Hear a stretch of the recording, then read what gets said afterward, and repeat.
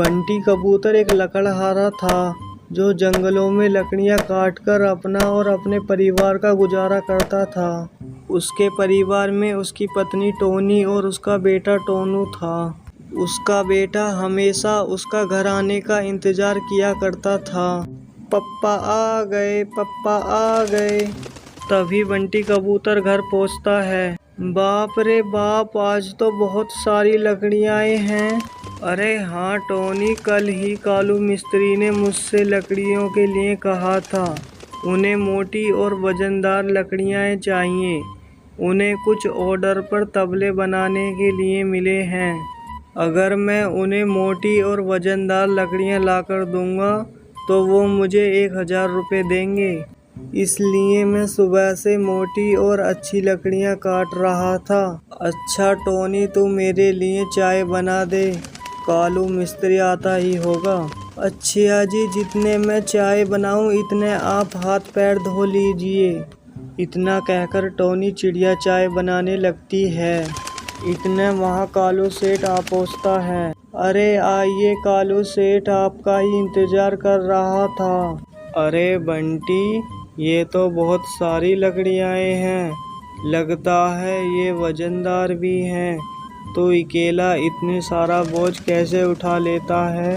अरे कालू सेठ, अब मुझे इसकी आदत पड़ गई है। ये मेरा रोज का काम है। अरे बंटी, मुझ पे तो ये बोझ उठेगा नहीं।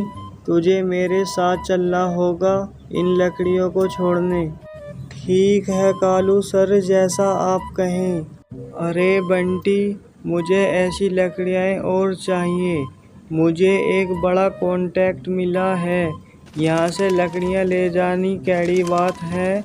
तू सीधा सीधा मेरे कारखाने ले आया कर। ठीक है कालू सर, मैं लकड़ियाँ काट कर सीधी आपके कारखाने ले आया करूँगा। और दोनों इतनी बात कर कालू सेठ के साथ बंटी कबूतर लकड़ी उठाकर ले जाता है। थोड़ी देर बाद बंटी कबूतर कालू सेठ के यहाँ पहुँच जाता है। बंटी लकड़ियाँ छोड़कर घर वापस आता है। टोनी खुशी खुशी कहती है, ये तो बहुत अच्छा हुआ ना। हाँ टोनी, ऐसा काम नसीब वालों को मिलता है। बस हम पर ऊपर वाले की कृपा हो गई है। बंटी ने वो पैसे टोनी को दे दिए। टोनी, तू इन पैसों से टोनू के स्कूल की फीस भर देना। अगर पैसे बचे तो घर के लिए राशन खरीद लाना। हाँ मैं कर दूंगी। ऊपर वाला हम पर ऐसे ही कृपा बनाए रखे तो कुछ दिनों में सब कुछ ठीक हो जाएगा। हमें कभी भी पैसों के बारे में सोचनी नहीं पड़ेगी। ये ऊपर वाले, सब कुछ ऐसा ही चलता रहे। अगला दिन होते ही टोनी टोनू के स्कूल की फीस जमा कर आती है। लौटते समय घर का सामान खरीद लाती है। टोनी सामान लेकर सीधी अपनी किचन में जाती है और सोचने लगती है, अगर सब कुछ ऐसा ही चलता रहे तो हम तो बहुत जल्दी अमीर हो जाएंगे। बंटी कबूतर पैसों के लालच में आकर बहुत मोटे मोटे पेड़ों की लकड़ियां बहुत खुशी से काट रहा था। जो लकड़ियां कटती थी उन्हें सीधे कालू सेठ के कारखाने पहुंचा देता था। बंटी सारे पैसे टोनी को दे देता था। टोनी बहुत ही खुश थी। सभी परिवार में बहुत अच्छे से खा पी रहे थे। कुछ दिन तक यह सिलसिला ऐसे ही चलता रहा। बंटी कबूतर रोज लकड़ियां काटता और कालू सेठ को बेचता। बंटी कबूतर की यह सरकारी नौकरी सी हो गई थी। एक दिन की बात है, बंटी कबूतर एक आम के पेड़ को काट रहा था।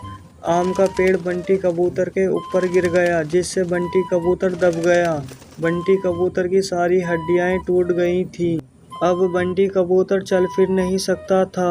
वह पूरे दिन बेड पर लेटा रहता था। अरे टोनी, अब कैसे होएगी? अब हम खाने का क्या करेंगे? हमारे टोनू के स्कूल की फीस कहाँ से जमा होएगी? जी, आप चिंता मत कीजिए, आप साहस रखिए। जिसका कोई नहीं होता उसका ऊपर वाला मदद करता है।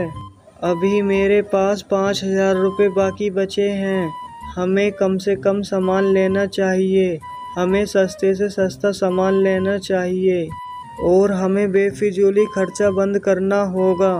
अच्छा बेटा टोनू, मैं सामान लेने के लिए मार्केट जा रही हूँ। तू अपने पिताजी का अच्छे से ध्यान रखना, उन्हें टाइम पर दवाई गोली दे देना। इतना कहकर टोनी चिड़िया बाजार के लिए घर से चली जाती है। मार्केट जाते समय टोनी को रास्ते में एक बाबा दिखाई देते हैं। बाबा जी, आप मेरी मदद करेंगे? मैं बहुत परेशान हूँ। मेरे पति एक लकड़हारे थे। लकड़ियाँ काटते समय उनके ऊपर एक मोटा सा पेड़ गिर गया था बाबा जी, जिससे उनकी सारी हड्डियाँ टूट गईं। वह सारा समय बेड पर लेटे रहते हैं, उन पर चला फिरा नहीं जाता। हमारे घर में बस वही कमाने वाले थे। हमारा बेटा टोनू अभी बहुत छोटा है। आप मेरी मदद कीजिए बाबा जी, जिससे कि मैं अपने घर का खर्चा चला सकूं। अरे बेटा टोनी, तेरी तो बड़ी दुख भरी कहानी है। मैं तेरी मदद ज़रूर करूंगा। बेटा टोनी, तू सब्जी लेने जा रही है ना? तू ऐसा कर, एक जादुई बैगन मिलेगा, उसे लेकर तू सीधी घर चली जाना। जो भी तू उस बैगन से मांगेगी वो तेरे सारे कामों को पूरा कर देगा। टोनी उस बैगन के मारे पूरे दिन इधर उधर घूमती। शाम के वक्त उसे बैगन मिल जाता है। माँ, ये क्या लाई हो? सिर्फ एक बैगन? एक बैगन में क्या होएगा? तभी टोनी कहती है, बेटा टोनू, ये कोई साधारण बैगन नहीं है, बल्कि यह जादुई बैगन है। एक बाबा जी ने यह मुझे बताया था। हम इससे जो भी मांगेंगे यह हमें देगा। ऐ जादुई बैगन, मेरे पिताजी को जल्द से जल्द ठीक कर दीजिए।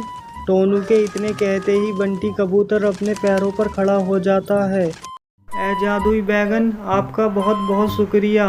अगर आज आप नहीं होते तो मेरे पति अपने पैरों पर खड़े कभी नहीं हो पाते। अब हम बहुत खुश हैं। ऐ जादुई बैगन, हमें एक बहुत बड़ा घर चाहिए। टोनी के इतने कहते ही टोनी का छोटा सा घर एक बड़े से आलीशान मकान में बदल गया।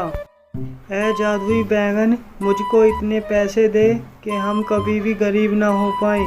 देखते ही देखते टोनी के पास बहुत सारे सोने के सिक्के आ गए। अब बंटी कबूतर और टोनी चिड़िया बहुत खुशी खुशी जी रहे थे।